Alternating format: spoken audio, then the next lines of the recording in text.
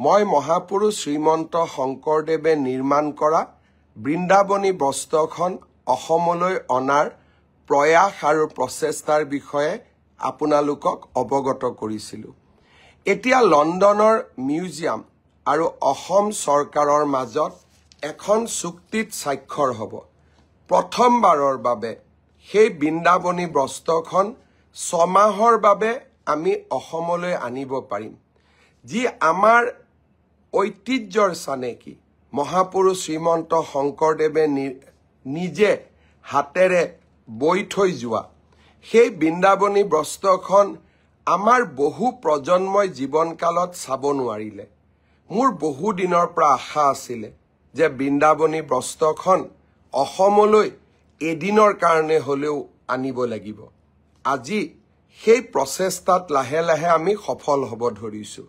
লণ্ডনলৈ গৈ মই লণ্ডনৰ মিউজিয়ামৰ লগত আলোচনা কৰিম কাপোৰখন অসমত ৰাখিবৰ বাবে কেনেধৰণৰ আমি মিউজিয়াম বনাব লাগিব, কেতিয়া কাপোৰখন বা বস্ত্ৰখন বৃন্দাবনী বস্ত্ৰখন যি আমাৰ বাবে আধ্যাত্মিক সাধনাৰ প্ৰতীক, তাক আমি কেনেকৈ অসমলৈ আনিব পাৰিম, কেনেকৈ ৰাখিব লাগিব, সেই গোটেই বিষয়বোৰ আলোচনা কৰিম। 16-17 তাৰিখে মই লণ্ডনত থাকিম, এই গোটেই কথাবোৰ আলোচনা কৰিম আৰু 18 তাৰিখে ৰাতিপুৱাই অসমলৈ উভতি আহিম।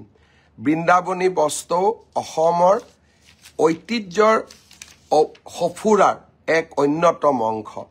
আপোনালোকৰ মনত থাকিব, আমাৰ চৰকাৰৰ দিনত প্ৰতিগৰাকী অসমৰ প্ৰবাদ প্ৰতিম পুৰুষক আমি বিশ্ব মঞ্চলৈ লৈ যোৱাৰ চেষ্টা কৰিছোঁ। আমাৰ সম্পদসমূহক নতুন প্ৰজন্মৰ মাজত চিনাকি কৰি দিয়াৰ প্ৰচেষ্টা কৰিছোঁ। লাচিত বৰফুকন, লোকপ্ৰিয় গোপীনাথ বৰদলৈ, কনকলতা বৰুৱা, চৰাইদেউৰ মৈদাম, অসমীয়া ভাষালৈ ধ্ৰুপদী ভাষাৰ স্বীকৃতি, ডক্টৰ ভূপেন হাজৰিকাৰ জন্ম শতবাৰ্ষিকী আৰু এতিয়া বৃন্দাবনী বস্ত্ৰ। অসমৰ ঐতিহ্যৰ উত্থানৰ আমি এক অভূতপূৰ্ব প্ৰচেষ্টাত নিজকে জড়িত কৰাইছোঁ। ঐতিহ্যৰ কথা মনলৈ আহিলে অসম আন্দোলনো অসমৰ ইতিহাসৰ এক গুৰুত্বপূৰ্ণ অধ্যায়।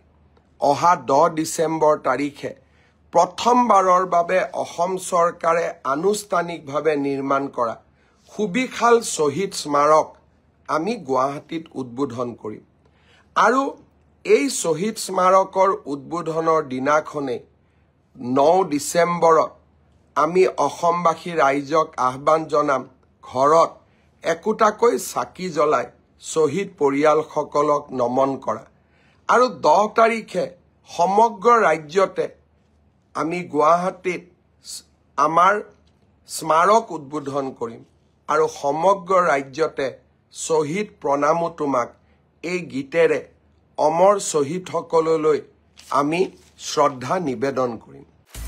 আপুনি বিচৰা বাতৰি পাব কেৱল নিউজ 18 এপত। নিউজ 18 এপ ডাউনলোড কৰিবলৈ স্কেন কৰক এই QR কোড।